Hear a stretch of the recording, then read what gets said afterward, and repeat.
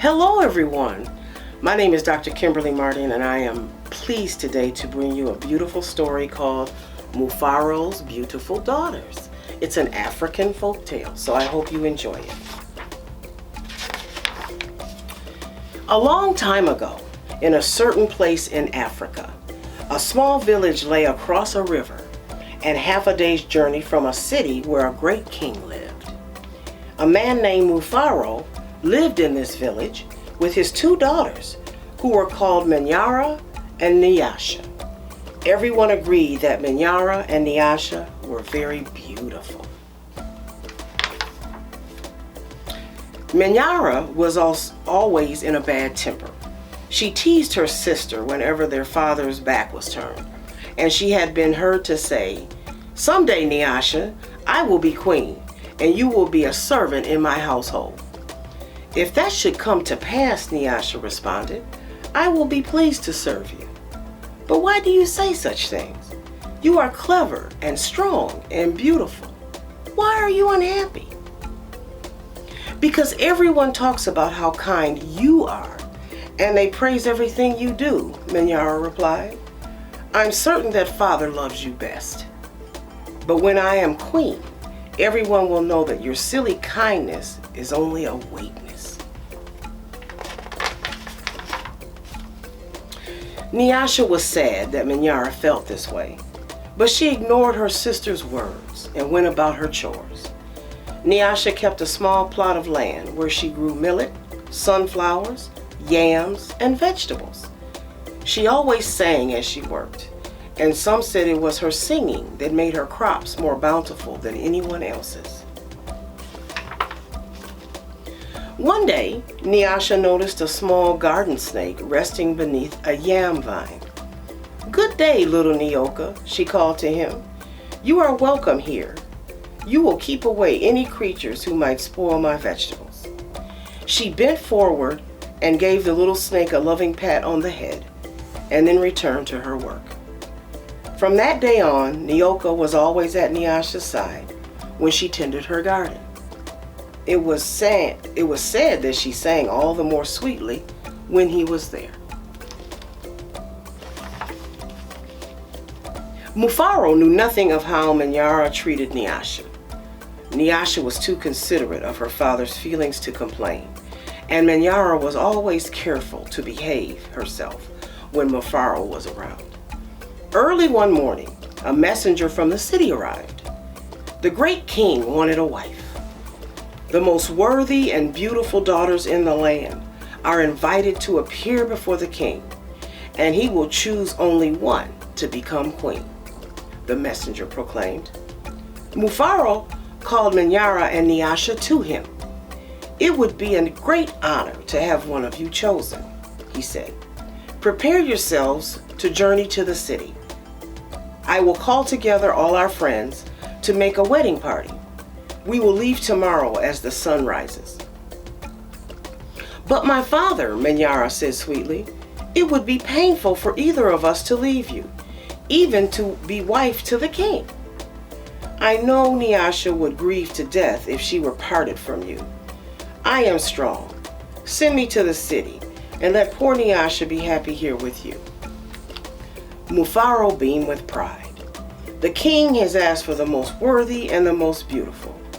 No, Manyara, I cannot send you alone.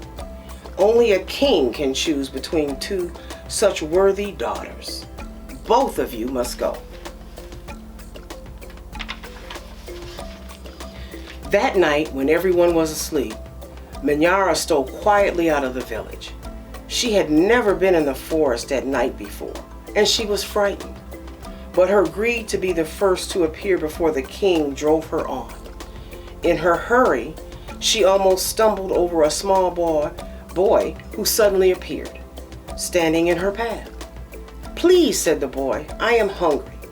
Will you give me something to eat?" "I have brought only enough for myself," Menyara replied. "But please," said the boy, "I am so very hungry." "Out of my way, boy.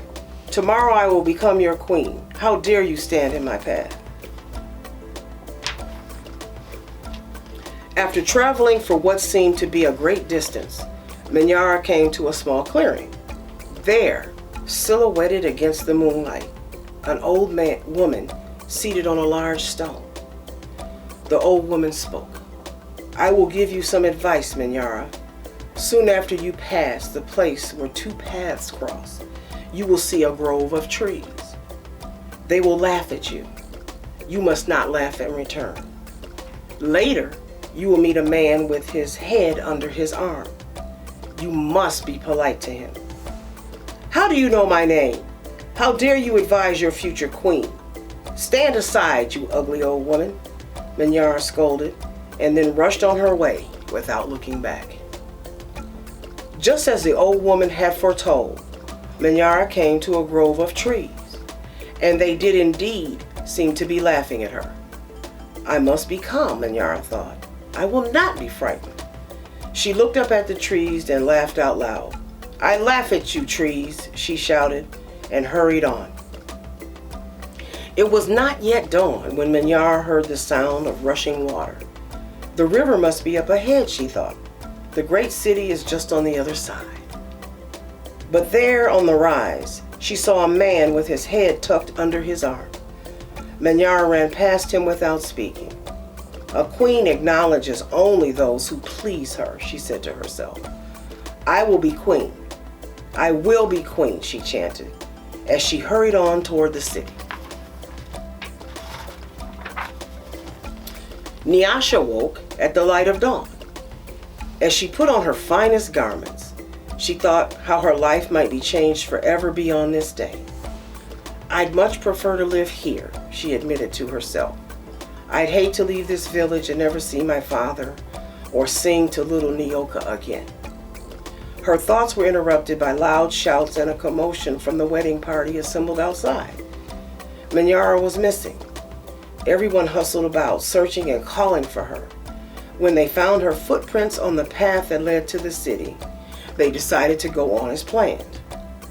As the wedding party moved through the forest, brightly plumed birds darted about in the cool green shadows beneath the trees. Though anxious about her sister, Nyasha was soon filled with excitement about all there was to see. They were deep in the forest when she saw the small boy standing at the side of the path.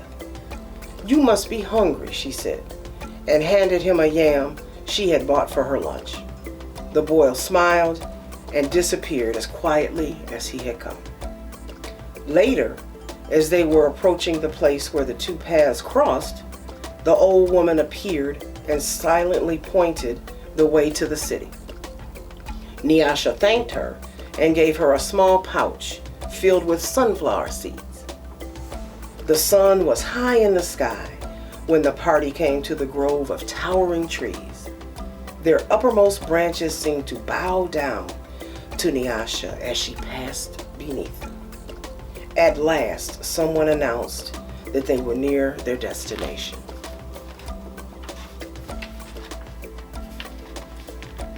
Nyasha ran ahead and topped the rise before the others could catch up with her. She stood transfixed at her first sight of the city. "Oh, my father," she called. "A great spirit must stand guard here. Just look at what lies before us. I never in all of my life dreamed that there could be anything so beautiful." Arm in arm, Nyasha and her father descended the hill, crossed the river, and approached the city gate. Just as they entered through the great doors, the air was rent by piercing cries, and Manyara ran wildly out of a chamber at the center of the enclosure. When she saw Nyasha, she fell upon her, sobbing. "Do not go to the king, my sister, oh please. Father, do not let her go," she cried hysterically. "There is a great monster there, a snake with 5 heads. He said that he knew all my faults and that I displeased him. He would have swallowed me alive if I had not run. Oh, my sister, please do not go inside that place." It frightened Nyasha to see her sister so upset. Believing her father to comfort Menyara, she bravely made her way to the chamber and opened the door. On the seat of the great chief's stool lay the little garden snake. Nyasha laughed with relief and joy. "My little friend," she exclaimed. "It's such a pleasure to see you, but why are you here?" "I am the king," Nyoka replied. And there, before Nyasha's eyes, the garden snake changed shape. "I am the king. I am also the hungry boy with whom you shared a yam in the forest, and the old woman to whom you made a gift of sunflower seeds. But you know me best as Nyoka. Because I have been all of these, I know you to be the most worthy and the most beautiful daughter in the land. It would make me very happy if you would be my wife." And so it was that, a long time ago, Nyasha agreed to be married. The king's mother and sisters took Nyasha to their house, and the wedding preparations began. The best weavers in the land laid out their finest cloth for her wedding garments. Villagers from all around were invited to the celebration, and a great feast was held.